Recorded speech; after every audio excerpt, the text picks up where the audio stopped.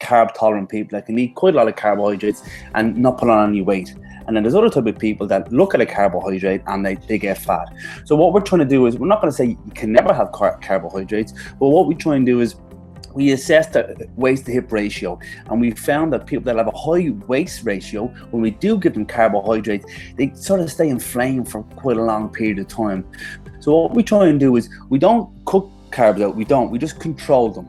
So what we have, a little very simple analogy, it's called the ABC: adequate protein, balanced fats, and controlled carbohydrates.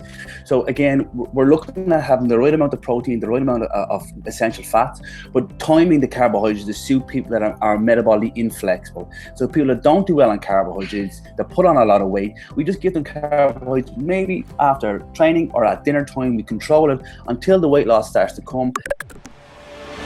Hello and welcome back. It's Mike here with High Intensity Health Radio. Thanks for tuning back into another episode. I'm super excited. Today we're live with Eoin Lacey, who is the director at the Irish Strength Institute, which is a leading strength coaching clinic in Ireland. Eoin and I met back in 2008 at the Institute for Functional Medicine's Applying Functional Medicine in Clinical Practice, also known as AFMCP. And since that time, actually, I think, Eoin, you mentioned back in 2002, you started applying functional medicine in your personal training business and helping your fat loss clients and your corporate executives learn some of the foundational principles as it relates, functional medicine principles, that is, as it relates to personal training. So maybe if we can kind of launch there and talk about like what life experiences or people got you involved in this whole functional medicine world, and how did you kind of meld that with personal training and strength and conditioning? Okay, so the main reason that led me down to looking at functional medicine is I made a lot of mistakes with a lot of clients. I initially started off managing health clubs in Ireland, which was fantastic. But in a health club, you don't get a lot of time with clients. So ideally, what you're trying to do is to give them general recommendations, which you think that may work, but people need more individualization. So back in 2006, I began my education with the Institute for Functional Medicine, and what that gave me is just a different roadmap, a different method of assessing clientele, listening to them, looking into their medical history, their diet history, and then putting a plan in place that will best suit them. Unfortunately, for personal trainers, a lot of the recommendations will be from bodybuilding magazines, from websites, and be very generic, where it needs to be more individual. It just has to be more individual for people, So that's an issue. And then the more clientele I got, with more problematic issues like skin problems and gut health and dysbiosis and, compliance problems. You can't just force people to eat less calories and, cut out more carbs. It just doesn't work for everybody. So my education has basically developed because of the clientele that I've had to constantly deal with. So I learn more from my clients than I have from any course I've ever attended. Yeah, that's fantastic. So when you say this personalization, is that even down to the workout regime, periodization, high fat versus low carb dieting? I mean, how personalized do you like to get with people if their end goal is, say, just weight loss? Like, talk to us about maybe some of the decision trees that would lead you down to decide whether they need to detoxify or improve gut health. Like, how deep do you go with these clients? Okay, so first of all, my main job is I deal with athletes, whether they be UFC athletes, whether they be rugby athletes, and then I also deal with what we like to call the corporate athlete. So when someone comes into us, they have a specific goal, and our intervention, our training, our nutrition, our contact will all be related to their goal. So ultimately, when somebody comes in, we do a fairly extensive medical history, and from that we go off and see what medication they possibly may be on. We go through what sort of surgery they may have had in the past, and like the IFM, have a health timeline. We see where they've started their journey, where they currently are. Now, when we find out, let's say, for example, somebody may have erratic travel history, we try to find out what sort of breakfast, lunch, and dinner they can optimize, what sort of supplementation they're on, and then we physically assess them in the gym. Now, there will be some clients that may need to get a digestive stool analysis done. They maybe get a NutriVal from Genova we use quite a lot. Some even clients we had yesterday, we got their 23andMe test results come back, and luckily enough, I've done some study with Ben Lynch with his course, so that's a minefield. So again, we're constantly learning just how to make things a bit more individual for people. But what will lend me to go down different routes is the person sitting in front of me. And one thing that I did last year, I linked up with a guy called Eoin Lacey. He's a sports psychologist. And the problem is, I know a lot about nutrition and training. But for him to sit down with somebody, he could get somebody living a healthier life because he knows how to coach them and teach them better. So one thing that I've concentrated a lot on is mindset and mindfulness, which is actually, this is something that you put me onto with Inner Balance and Heart Math, which I find fantastic.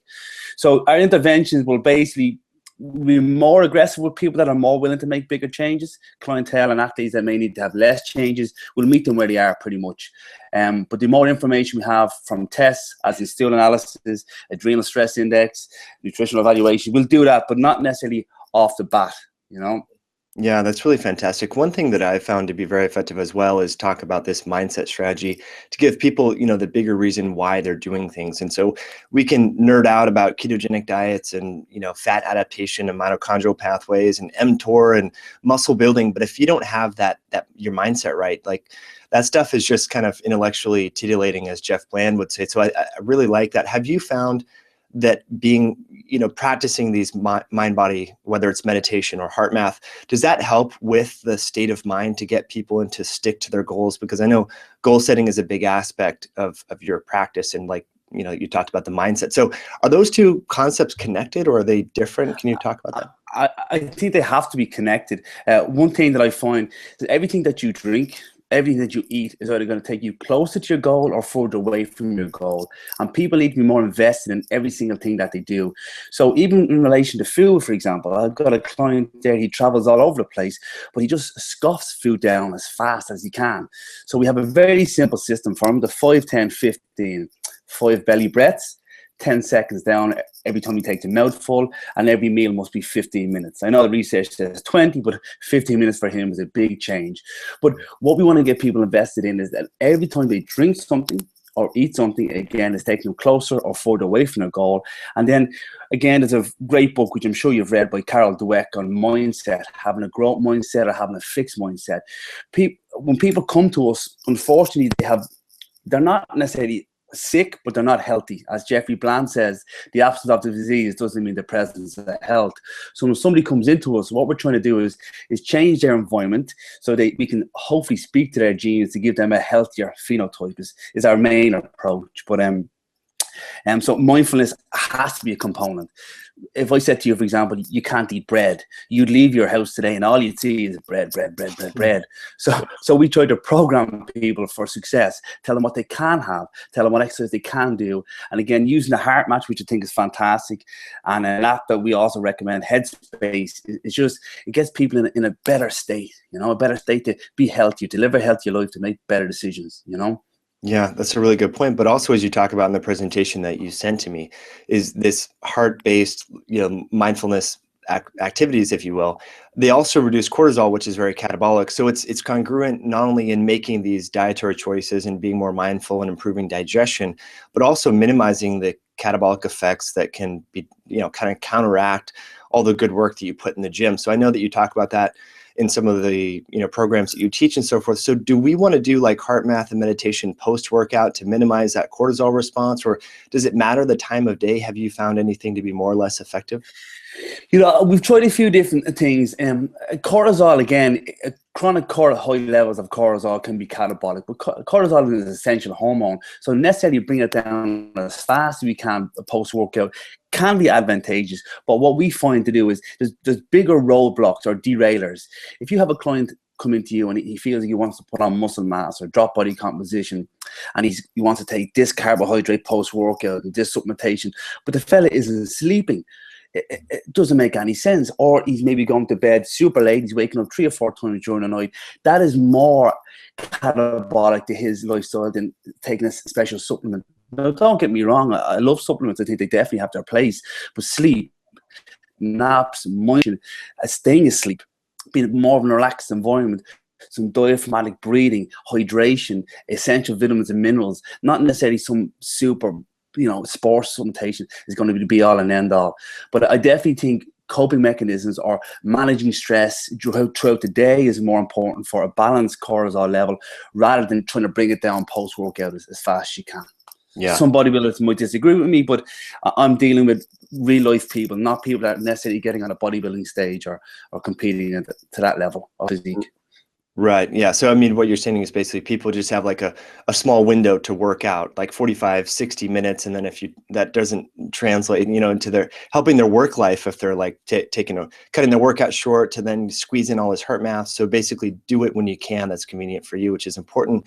And you brought up something, Eoin, that I thought was interesting, and that's taking supplements. And the pre-workout supplements are really popular in the bodybuilding world, really high in caffeine and so forth. And we know that can help with, working out in terms of muscular contraction and fat burning and minimizing exercise related fatigue during the workout and so forth, but it also affects sleep. So where do you stand on pre-workout supplements if they're stimulant based? What are your thoughts there? I'll be completely honest. I'm not a huge fan of stimulants of any nature, and I don't mind like activation, like acetyl-L-carnitine or alpha-lipoic acid or stuff like this. But caffeine or any adrenal stimulant, the adrenal glands, I think, are already overwhelmed as it is. So I'm much more of a supportive adrenal guy. Again, some sort of adaptogenic herbs, some vitamin C, some B5, but I wouldn't be going for any major stimulant at all.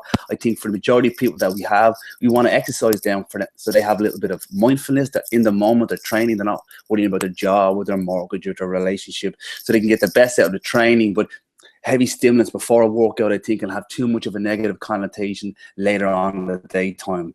Don't get me wrong, for some of my rugby athletes and so on, I will use beta-alanine, I will use some carnitine, and there is some other stuff that we've used in the past, but excessively stressing the adrenal glands, I don't think it's the best approach for the majority of people that I'm dealing with. The executives, people looking to lose weight and improve muscle mass. Mm-hmm. Yeah, I agree. One thing you just did mention there about the heart mat.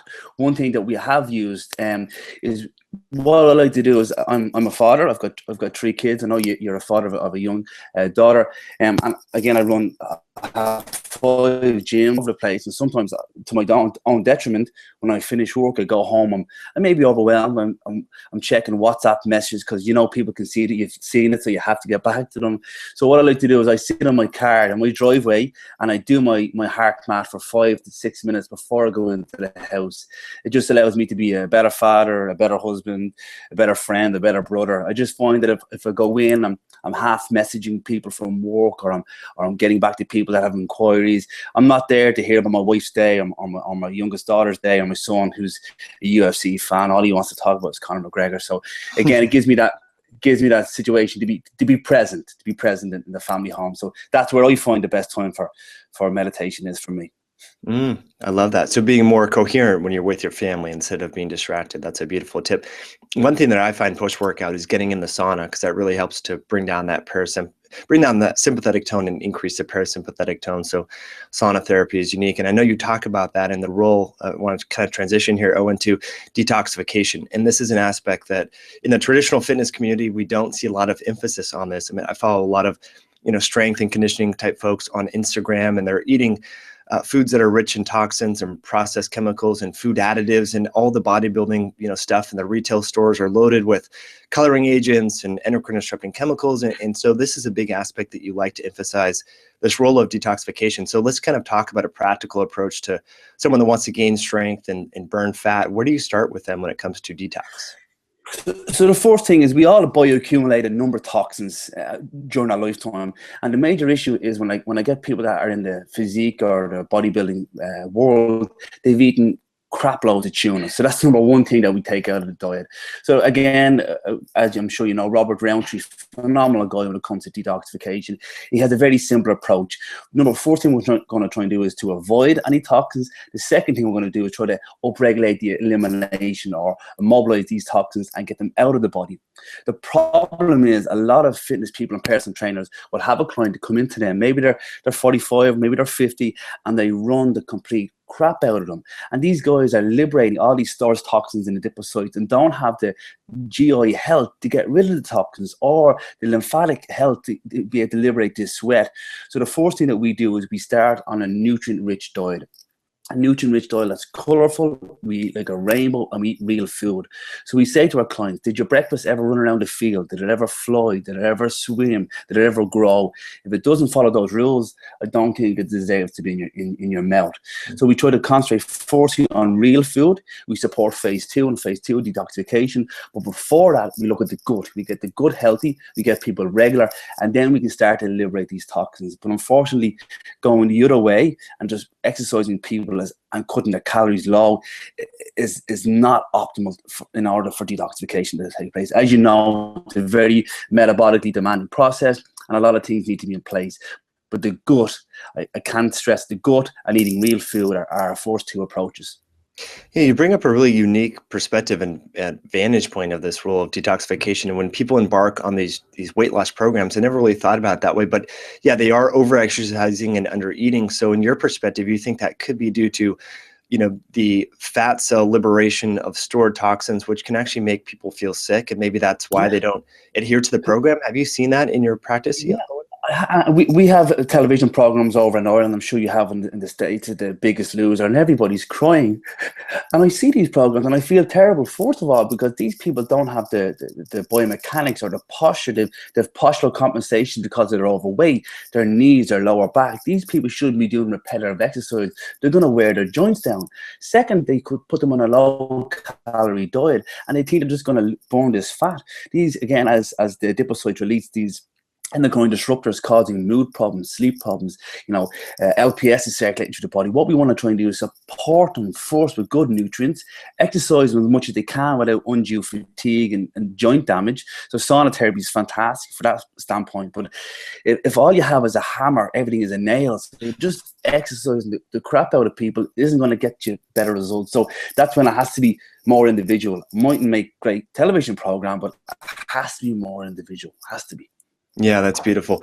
One of the things that I see on these popular television programs that we're both referring to is these really overweight people that probably are really susceptible to low back pain and knee pain, and they're flipping tires and they're doing all these things that, I really probably not good for their ergonomics and so forth. So what sort of exercise do you have people doing? Light walking? I mean, are they doing squats? Like, walk us through someone walk us through a program that someone that has a lot of weight to lose. What does that maybe look like?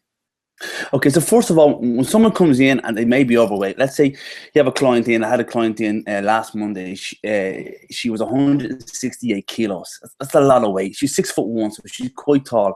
But the first thing that I want to do is I want to make sure she's better posture. So getting up and down out of bed, stepping up and down, getting in and out of a chair is crucially important. Next thing is what we try and do is we get her to walk as far as she feels comfortable she can walk. So let's say it might be only a 15-minute walk, 7.5 minutes one way, 7.5 minutes back. But it's 2 or 3 times a day, and it's every single day during the week. And as she loses weight and she complies with her nutrition, that's when we start to increase the exercise. But exercise, I'm more doing exercise for her to relax, not necessarily to burn calories, but I really focus on the nutrition. And once she's got the nutrition down over the first 3 weeks, then we gradually increase the exercise. A stationary bike is also something that we use quite a lot. Fire infrared sauna is something that we also use. We also have a doctor that we refer out to who also does some chelation therapy and IV vitamin therapy, which is we found very beneficial for people. I know it might sound like an oxymoron, but a lot of overweight people we found are actually malnourished. So again, they've been eating a lot of the wrong types of food to give the body the nutrients that they actually need for hormonal balance and detoxification. I love that approach. And now let's go to the flip side, the corporate executive that wants to put on muscle, or the UFC fighter. We know in the fitness community, it's, eating 2 grams of protein per kilo of body weight. It's heavy emphasis on protein. And now in the functional medicine community, we know that excessive protein may be deleterious to the microbiome and so forth. So how do we balance this, eating for fitness and maximizing muscle protein synthesis, but also supporting the microbiome? Do you have any insights working with clients and doing the stool testing and more of this functional training approach that you can share with us? Well, initially, the first thing that we found that when we have people looking to put on muscle mass, they do the same thing. They overeat on protein. However, when I've addressed people's protein consumption, not only do they find it it's excessively high and they try to supplement a lot of protein shakes during the day, but they don't have the digestive enzymatic levels to digest the food that they're eating. And they're eating copious amounts of eggs, copious amounts of tuna and chicken, and they're not having a good rotation diet. So and to give you a very bad answer, no, we've no 1 gram per kilo of lean body mass per person. We ideally start off with around 1 gram, and then we gradually increase it up depending on their digestive ability, their GI health, and their symptoms. I do find a lot of our corporate clientele, they massively undereat. And again, in your book, which I must give you kudos for, it's a fantastic book, and I've given it a present to so many people. When I look at their diets and we look at their circadian clock system, they're having no breakfast, if anything. They're having a minute protein intake at lunch and having a huge sumo wrestling diet dinner.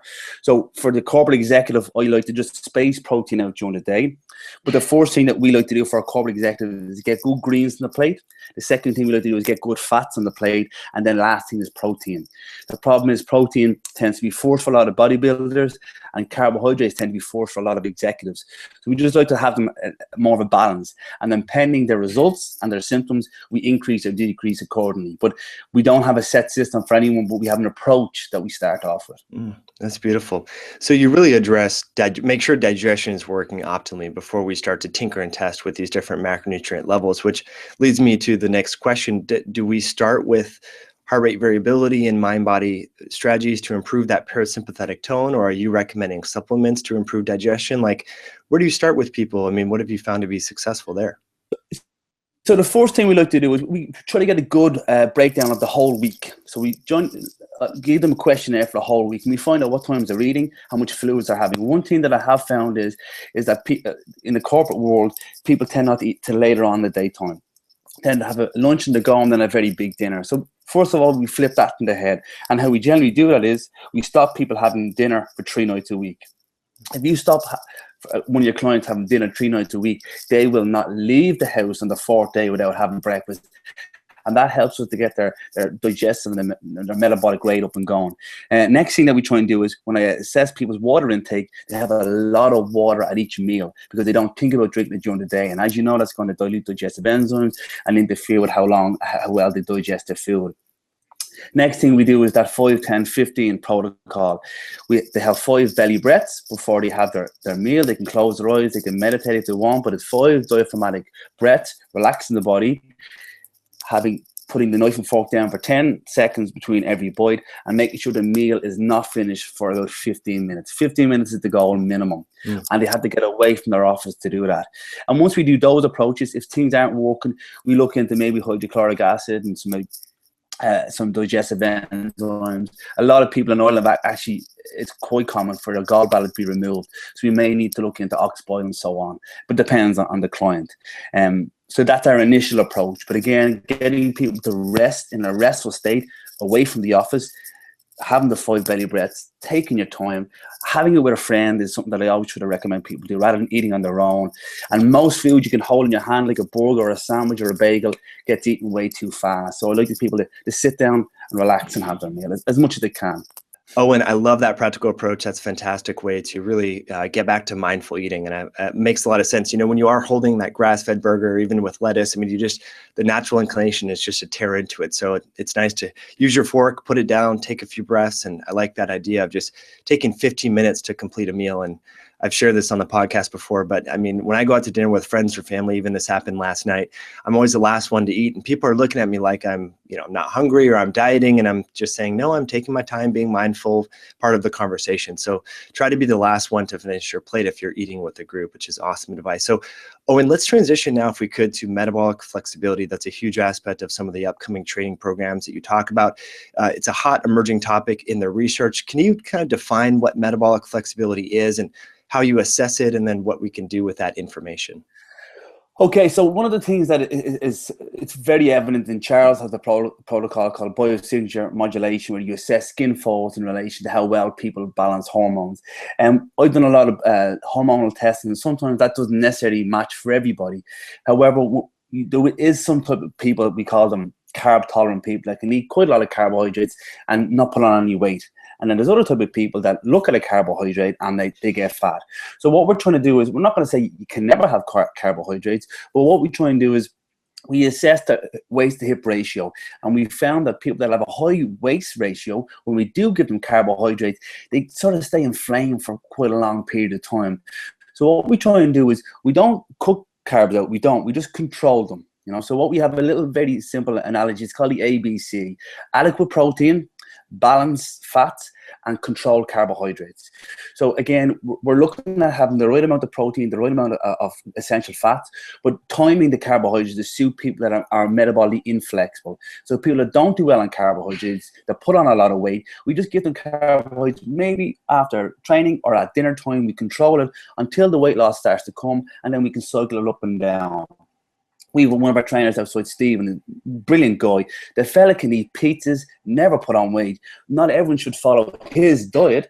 Again, there's other people in the gym that can take carbohydrates post-workout and not put on body fat and put on muscle mass, but it has to be individual. So constant chelanthropometry assessments, as in waist to hip circumference, skin fold assessments, circumference measurement are essential. And then again, we do some blood work to see if inflammation looks up there with like homocysteine and cholesterol and so on. Because the key thing is we want to make sure we're as individual as we can be, and we monitor it on a regular basis to make sure we may need to change something if possible. Oh, that's beautiful. So you don't really use finger pick blood glucose testing. You like that waist to hip ratio is more of a metric to see their carbohydrate tolerance, and then you'll gauge carbs based upon that. Yeah, no, we did use the finger prick for a while, but what we try to find is we're training personal trainers. We're not training physicians. We're not training doctors. So what we want to do is we want to stay within our scope of practice, and within our scope of practice is well-being, is improving performance out on the football pitch or in the office, and maybe changing someone's body composition. So by using a circumference measurement is very relative to their goal, maybe a suit size or a dress size, and allows us to constantly assess things on a regular basis. So we try to keep it within the scope as much as we can.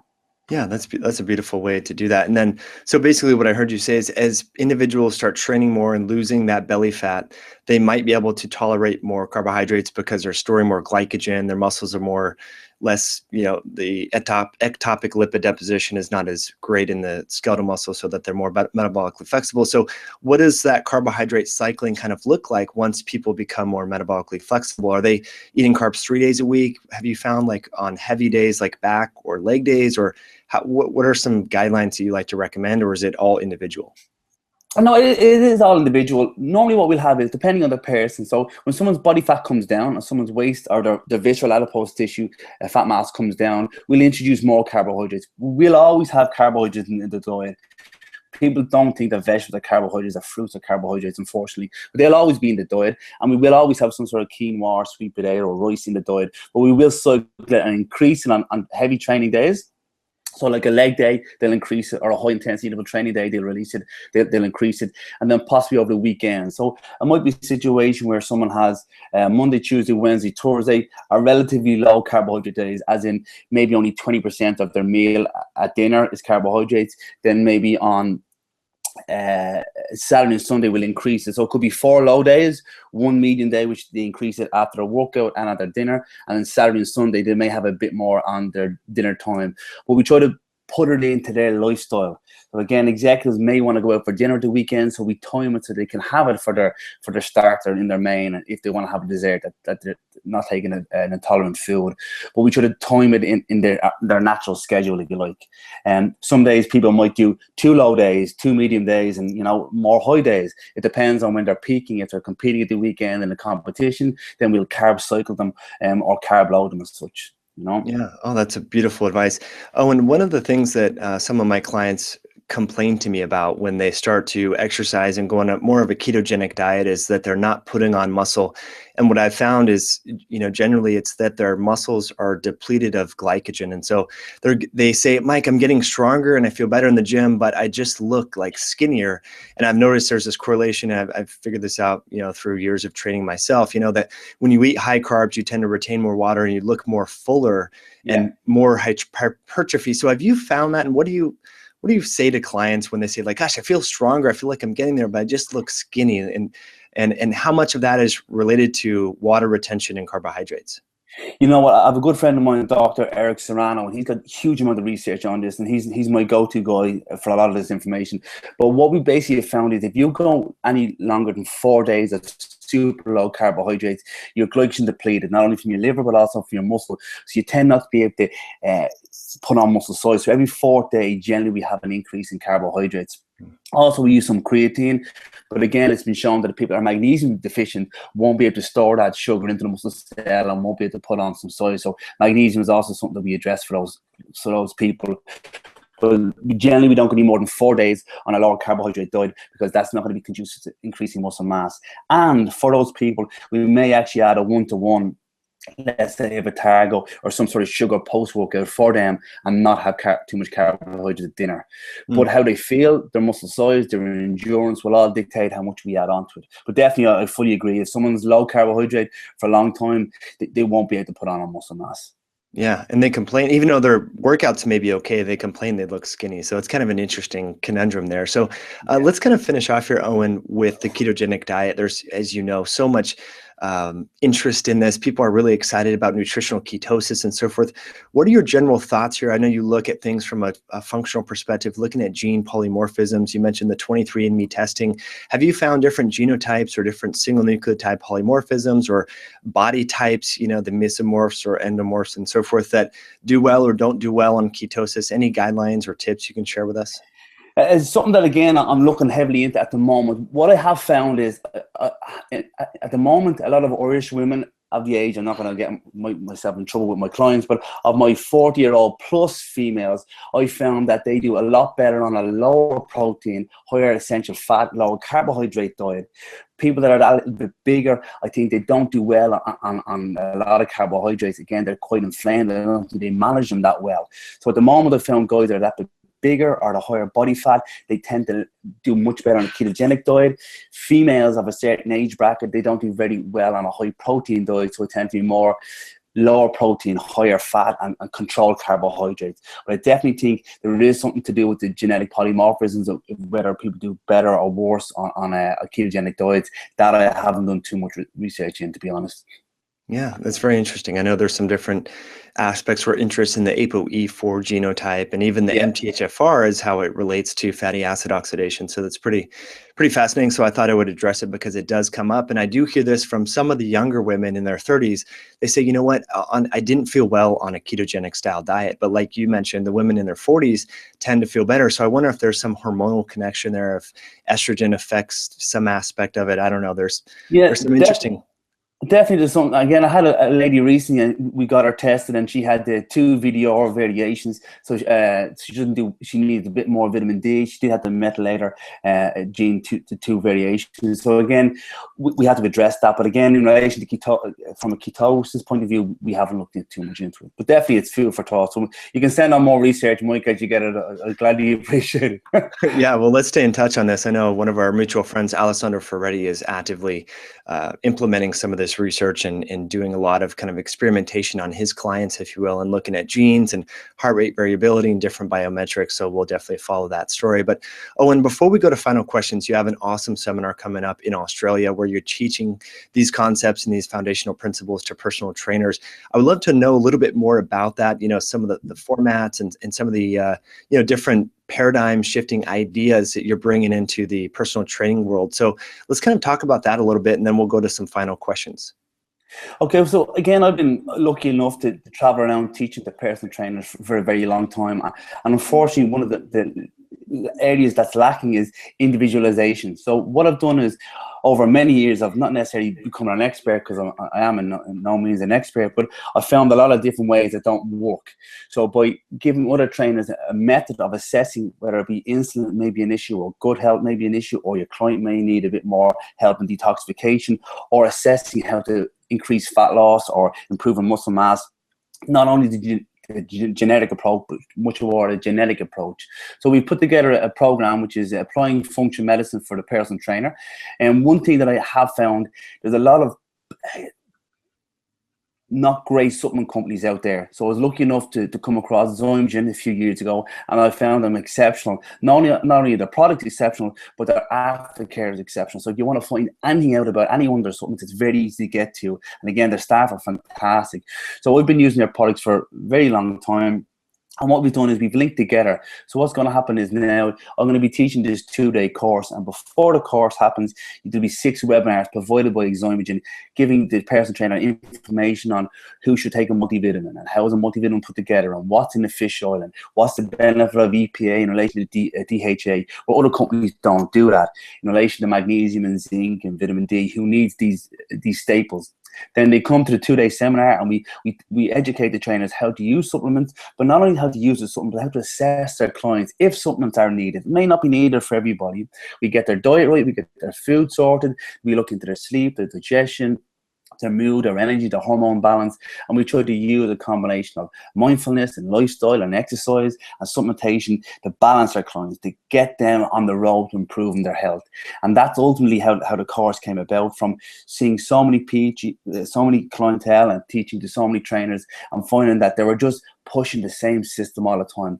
Trainers after this course will not only have a fantastic company behind them that they can go to and find out more information about through some clients, but they're going to have an approach that's going to be allowed them to dictate their intervention specific to the client they have in front of them.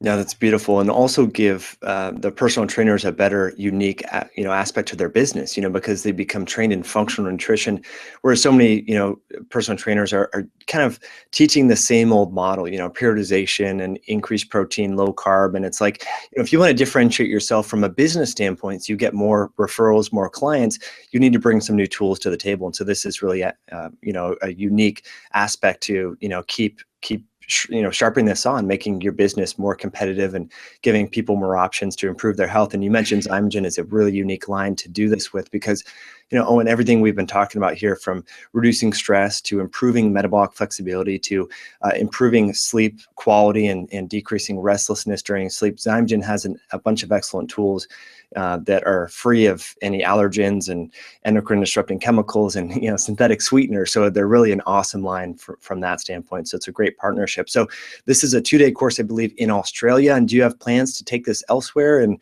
if so, how can people learn more about it? At the moment, I'll send you the link on. It's on the Exogen website. We're doing 2 days in Sydney, 2 days in Melbourne, and 2 days in Brisbane. And then we will be teaching 1 in London before the end of this year, and also 1 in Dublin before the end of this year. We haven't any dates for 2017 as of yet, but that's where we're going to start off. Over in Sydney, Melbourne, and Brisbane, 1 in London, 1 in Dublin before the end of the year. Oh, fantastic. Okay. So I'll put that landing page up on the website at highintensityhealth.com/Zymogen, which is spelled XYMOGEN. Again, highintensityhealth.com/Zymogen. That will take you to the landing page where you can learn more about this awesome event. So if you're a personal trainer or know of a trainer and you want to excel your business in your tools, definitely check that out, because that's going to be an awesome event. So Owen, we have 3 final questions that we've asked every guest on the podcast. And the first question is, if there was one herb, nutrient, or botanical that you just could not live without, what would that, or it could be a whole food, for example, bone broth, some people mention, what would this ingredient or nutrient be, and why? Oh, well, I should have already prepped this, because I've listened to all your podcasts. I should have really got one beforehand. I'll be honest, I've been using a lot of berberine the last year and a half, and it just ticks so many boxes.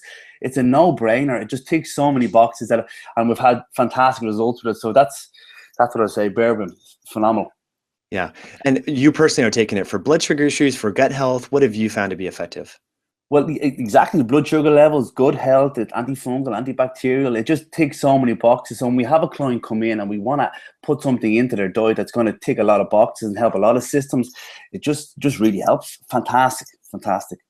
That's awesome. So Owen, you mentioned you had 3 children, you're running a busy business, you're the director of the Irish Strength Institute, you're teaching all these seminars. We know you're a busy guy.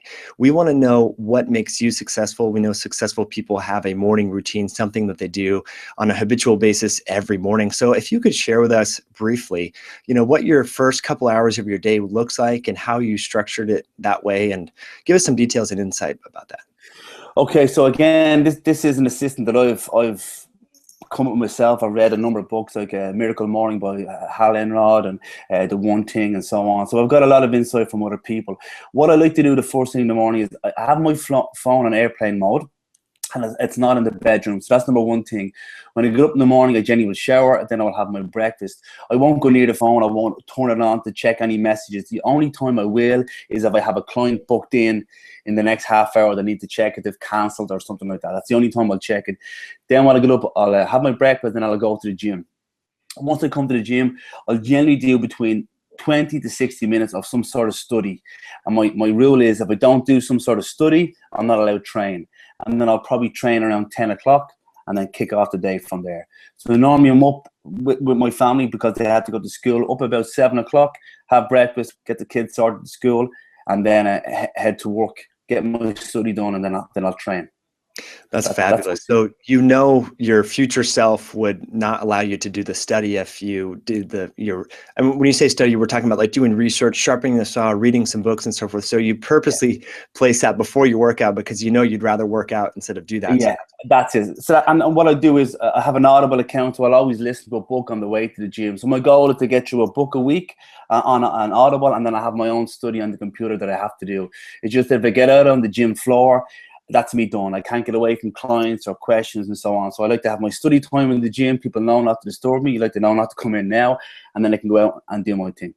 Yeah, that's a beautiful piece of advice. I think people would really resonate with that and plan their day around that, because we all love to work out and can be there for hours and hours, So forcing that study and that research is really awesome. So, Owen, the final question here, if you were to rub shoulders with someone from the World Health Organization or some high level politician of sorts and just had 30 seconds to share with them one lifestyle or health tip, what would you want them to know that maybe they can implement some sort of policy around? What would you share with them and why?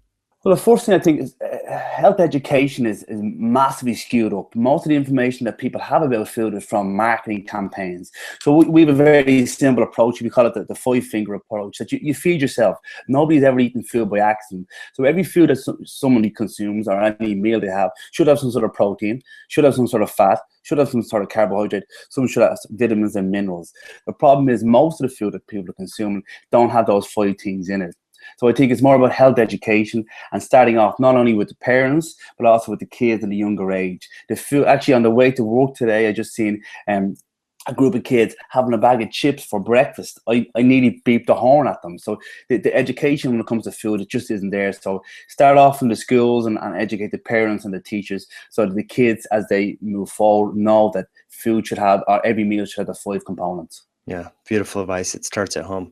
Well, Owen, I love talking with you. You're a wealth of knowledge, as our listeners, I'm sure, can tell. So if folks want to learn more about your work, I know you have a YouTube channel. You're really active on Facebook.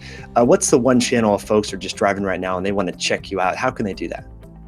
The best way to contact us would be the Irish Strength Institute Facebook page, and is the best page. That's where we update the most often things, and we're more interactive on the Facebook page. Yeah, and for folks, if you're listening right now, some of your videos, Owen, have been viewed like 10, 15,000 times on that Facebook page. So you provide a lot of really cool raw content that's really usable and actionable and people can accessible, right? When they're just sitting there on Facebook, it's a lot better than watching cat videos and some of the other violent videos on Facebook. So Eoin Lacey, I really appreciate you coming on the show. Thanks for sharing such insightful and practical information. And folks, we're going to post the show notes at highintensityhealth.com/Owen, which is spelled EOIN. So really appreciate you tuning in and sharing a moment of your day with us, and we'll catch you on the next episode.